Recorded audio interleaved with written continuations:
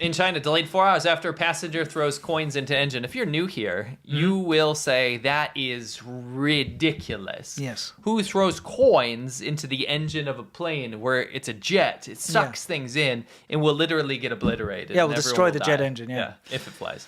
Yeah. But it's what the if I same told you... people that open the emergency doors for fresh air. Yes. What if I told you this has happened about, I don't know, 7 times? Yes. That's documented? Yeah, 7 documented, and I've heard it more. This is a new one. Yeah. But we found an old clip from Tomo News, which is a Taiwanese news source. Mm-hmm. And what they do is they use like a CG, like funny CG skits to like make fun of stuff in China. Yeah. It's some of it's over the line, but again, these are Taiwanese people. So. Taiwanese people making this about their enemy, so that's how it goes. So we'll show you a little bit. Before we even get into it, the reason they throw coins in is for good luck during the travel. It's an old superstition. I forgot to explain. Yeah, that. it's a superstition. Like elderly people. You know, there is superstition. What? Writing's on the wall. Yeah, it is. So these superstitious old people think that if you throw coins into the engine of a plane or a car or whatever, it means your journey will be safe. Casper says, coins, never crossed my mind. Yeah, it's exactly. Let's just throw coins into a jet engine. Anyway, let's see this Tomo News segment. So this is from before. This is not, I'm just showing you. This is when a woman did it. You can play it. It goes on. Yeah.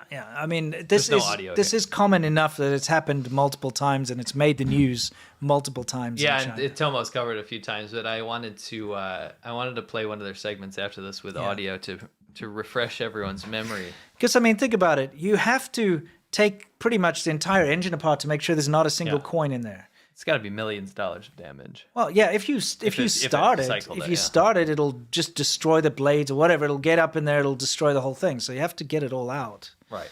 Yeah. It's so dumb. Let's see. Safe journey to hell. Yeah. So when's this Tomo News thing going to start? There's a Gizmodo thing. Oh, no, that's also different places. Yeah, you can scroll through it until it pops up. We don't need to watch this audio-less version. You just don't like to see random airplanes? I love random airplanes. Hong Kong, whatever. What is that? Like, oh, we gotta look. Chinese man throws coins at airplane engine for luck. We don't even know what to say at this point. Well, it's happened again, folks. Chinese people plus planes plus good luck coins equals flight delay. Yay! This time around, a 66-year-old Chinese man surnamed Yang decided he'd take it upon himself to bless the flight for everyone on board by throwing coins at the plane's engine. How nice of him. The incident occurred on April 16. According to Tianjin Airlines, the flight was departing from Hohhot to Chifeng, 2 cities in Inner Mongolia, when one of the crew members noticed our hero in the passenger elevator, happily tossing coins at the engines. Popo, however, were not impressed at the man's incredible act of heroism. Even after Yang admitted that he was throwing coins for good luck, they took him away. He was trying to save everyone from impending doom, people. Unfortunately, the only thing Yang was keeping passengers from was their flight. After he was taken away, the flight was delayed for a security check. Yang and all the coins were removed from the plane. Well, there goes their luck. Good guy Yang has accepted to take whatever penalty is imposed by the civil aviation regulations. If you're wondering, didn't we see a similar story before? You're not wrong. This is the 7th time this has happened in China in just 2 years. 7th. And it most certainly won't be the last. So that means it's actually like 8 or 9 now. Yeah, I mean, because that particular Tomo News is old. It happens often enough, like I said. It's just a stupid superstition, but, you got to get up, get along with the times. Maybe they should put a QR code on the engine so people can, scan it and give money to the engine. Could be. What about that? That's it's ethereal money. Yeah. Or burn paper money before you leave. Yeah, exactly. How about that? Back to your favorite country in the world, North Korea. Absolutely not. Oh, yeah, you're more interested in it than most, I think. No, I think I have a healthy interest. I Okay. think there's a lot of parallels. I think I'm particularly interested to see how China has emulated, weirdly enough, a lot of the controls that North Korea has, because when we were in China, North Korea was the punching bag of China. It was literally a joke. People make, you could have a conversation with a taxi driver and they would always make fun of North Yeah. Korea. There would be some self-acknowledgement that China is repressed. Like, Yes. especially with taxi drivers, they would talk sometimes, right? Yeah. Especially people in the countryside. They would say, hey, we're not free like America. Most Chinese people used to think that, by the way. Yeah. We're not free like America, but at least we're not like North Korea. Sure. That place is hell, right? Yeah. That was the joke. Yeah. But unfortunately, it's really emulated North Korea's governance. I'm not joking, with the cult of personality and just using high-tech innovations, lots of money, and a much more robust surveillance state. Yes. But it's the same idea at this point. Anyway, funnily enough, during COVID, North Korea was absolutely terrified to get COVID from China. Yeah. Because they don't have a medical system really at all. Yeah, And despite what exactly. tankies would tell you, they really just don't have. It's not the medical workers' system. paradise, that's No, for sure. It's the workers' hell, right? Yeah. So if it broke out there in any magnitude, millions of people would vanish. People that caught it were executed. That's how bad it was. Yeah. They were like, well, we'll get rid of them. Yes. Anyway, before getting too dark, they used that time to seal up their border with China. And you know what's funny is that what's happened is that we've seen a full sealing of a border. It was very porous before. Yeah. North Koreans by the thousands would cross into China. By the way, if they get caught, they get executed. But they would do it because it's so desperate. Yeah. And either try to escape through China. If they get caught in China, China deports them back to North Korea where they're executed. Sure. Or puts them into slave labor. China forces many North Koreans into slave labor and slave wifehood. Oh, yeah. We met North Koreans in China. Yes. Along the border. But it used to be porous and people would take that risk. Now it's sealed, and they've used that whole COVID thing to kind of amp that up. And Sure. what's happened is people have noticed that the starvation and the real distress of North Koreans has amplified beyond belief because their only economy was coming from the black market from China. Yeah. This is pretty wild. Yeah, it is.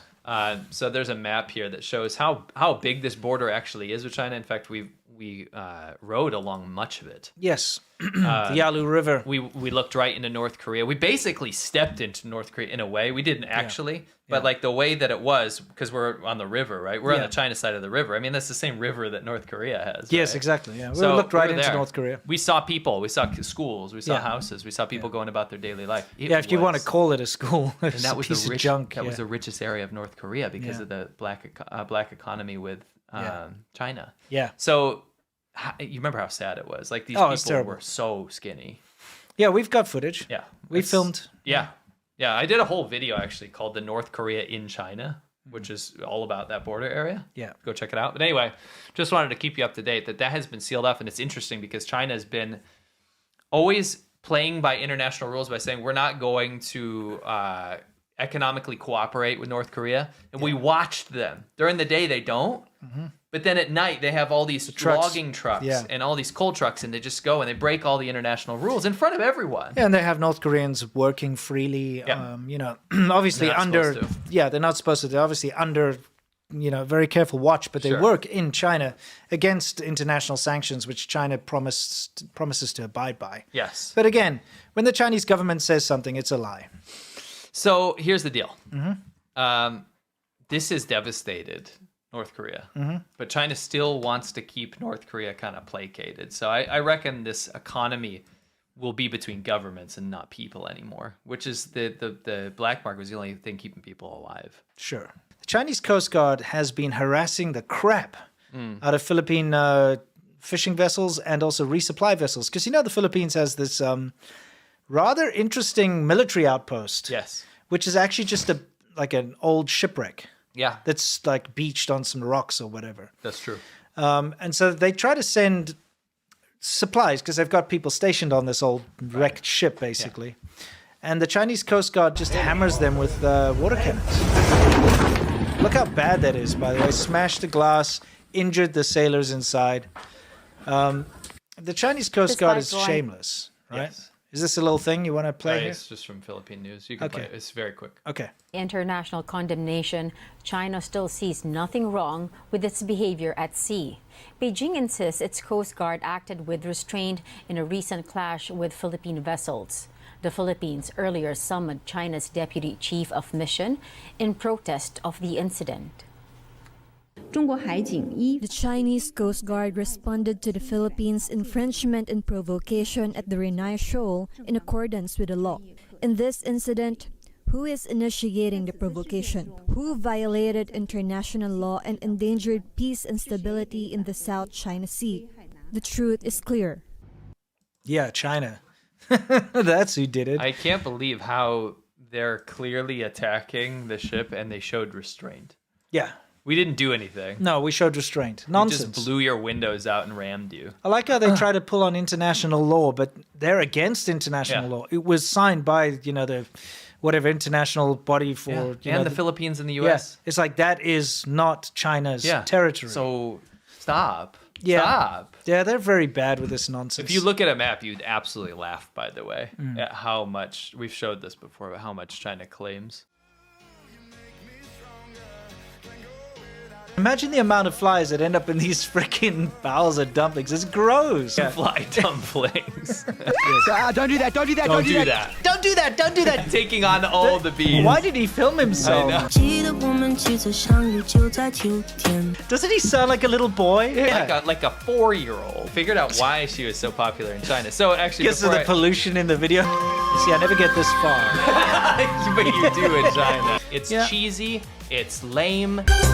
Yes, there we go. This is such a vibe from that time. That is such a vibe. Yeah, there's a nice prop. He's got a guitar. He's not using it. And I can't hear a guitar. There's no guitar in this.